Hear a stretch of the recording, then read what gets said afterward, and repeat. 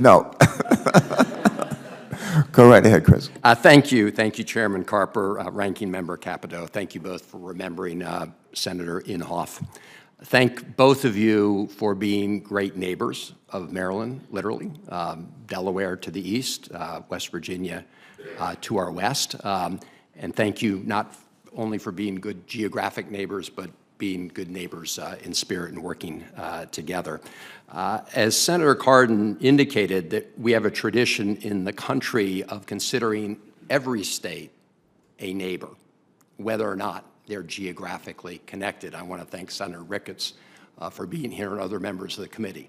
That is the approach we've taken, that we're one country, and when one state has an emergency of this kind of impact and consequence, we're all neighbors, whether we're geographically connected or not, because we're all Americans. And I do encourage the committee to continue to work in that spirit. Senator Carper, I do have a little bone to pick with you, which is that yesterday, the state of Delaware, I think it was yesterday, made Orange Crush their official state cocktail. I just want to remember, my friend, that it was made famous, Orange Crush, on another part of the Eastern Shore, Ocean City. But Senator Cardin and I are willing to forgive this transgression by the state of Delaware, since you're cooperating with us as a good neighbor on other issues. That's fair. I don't know if that's a fair trade, but we'll see. let me just say, with Senator Cardin here, he's been a great captain of Team Maryland. We've seen him at work here in response to the tragedy of the collapse of the Key Bridge. He's brought us together on a bipartisan basis. Every member of the Maryland delegation, including representatives from the Eastern Shore to Western Maryland, are backing the legislation that we've been introduced. And it's just the latest example of his leadership. So I do just want to take this opportunity before the committee that he has served on so honorably and well to thank my partner, Senator Cardin, for his leadership of the Maryland delegation, and we're seeing it in action right here. And we all, every one of us from Maryland, are sponsoring the Baltimore Bridge Relief Act. And I know I will cover some of the same things that have already been mentioned, but I do think these points are worth emphasizing, because for 47 years, the Key Bridge in Baltimore has been an iconic and indelible part of our landscape and our psychiatry and psychology, I should say. It's also a vital transportation artery for the region. More than 34,000 travelers that crossed it every single day, and as Senator Cardin has mentioned, the impact of its collapse is being felt dramatically in terms of congestion in the region.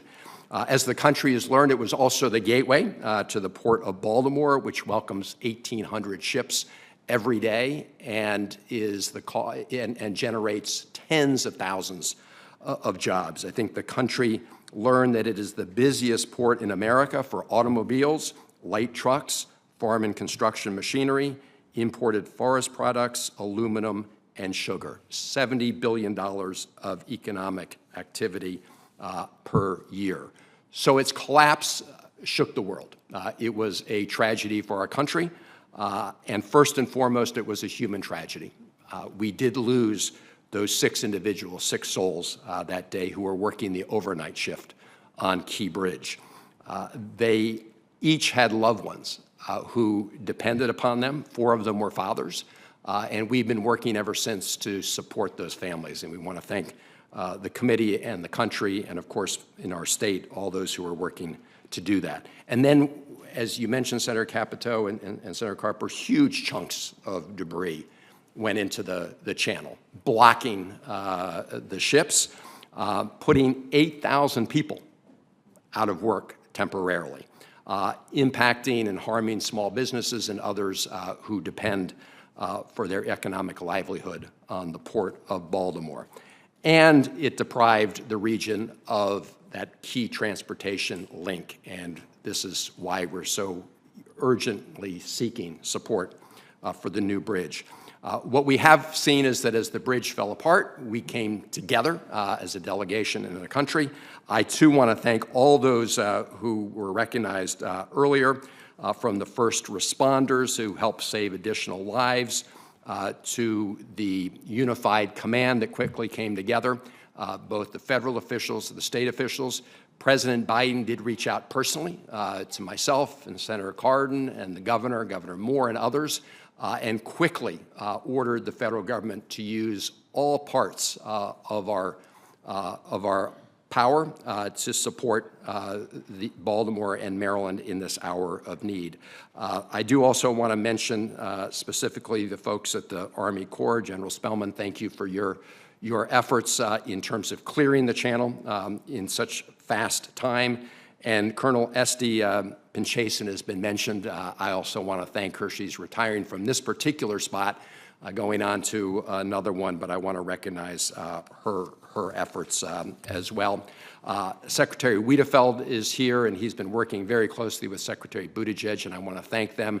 As you know, we were enrolled in the emergency relief program, and as Senator Capito mentioned, and Senator Carper, you're well aware, as other committees, we now have about 38 states that are subscribed to that program, and we all have a common interest in making sure that it is fully replenished. That covers 90% of the costs, but Senator Cardin and I introduced the legislation we did with our delegation because it has been a tradition in the United States of America of providing 100% support for states that have undergone this kind of tragedy. We have been there for other states during their times of need, and we really hope every state represented in the Senate will be with us right now. I want to, in closing, just emphasize a point that Senator Cardin made, and it's written into the bill. It was already current law, but we made it very explicit that the federal government will receive, and I quote, any compensation for damages or insurance proceeds, including interest, recovered by a state, a political subdivision of a state, or a toll authority for repair, including reconstruction of the bridge. Colleagues, the emergency supplemental that the President submitted, of course, includes emergency help for replacing the Key Bridge. It also, as you've mentioned, includes funds to help other states from Hawaii to the far west to the south that have been impacted by these huge disasters where one state is simply just not capable of meeting all the costs, which is why we came together as a country in the past to help those states in need. It's Maryland today, maybe Hawaii today. It could, of course, be any other state tomorrow. And we thank you for all your efforts to make sure that we continue that tradition. Thank you. Senator Bonella, thank you. Our thanks to both of you for your service on this committee in the past and certainly to today. With that in mind, we're going to excuse both of you. And I'm going to ask Shaylin Bott to come forward as our first witness, our next witness. And Shaylin, if you'll have a seat. There we go. And our other witnesses as well.